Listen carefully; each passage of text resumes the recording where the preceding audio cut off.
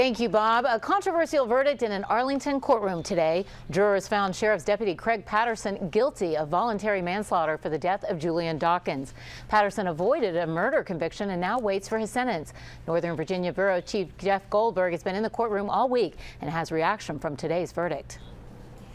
Shortly after the verdict was read in court at 1:10 today, Curtis Dawkins, father of Julian Dawkins, had to walk out. Right now at this particular time, I'm numb.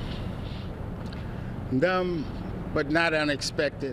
The verdict of voluntary manslaughter for Craig Patterson, not first or second degree murder, left friends and family members of Julian Dawkins crushed.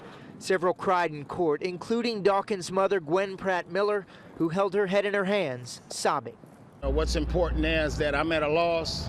You know, my son's, he'll never be back, but you know, his legacy will never be forgotten. Our heart hurts, and we're very sympathetic to Julian Dawkins' family.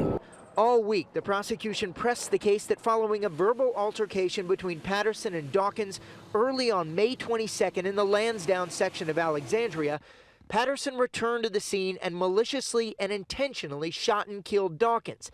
The defense, however, argued Dawkins was drunk, belligerent, and confrontational, and that the Arlington County deputy returned to arrest Dawkins, only shooting in self-defense.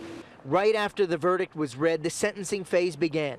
Pratt Miller was called to the stand and, fighting through tears, said of Dawkins, "He was my only child. He was all I had." As her sobbing intensified, several jurors were crying as well. We're just praying. It's a situation that needs much prayer, support for the family, both sides.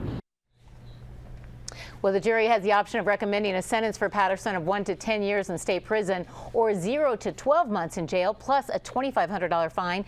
Family members of Julian Dawkins tell me they hope for a long sentence, but regardless plan to pursue a civil suit in this case.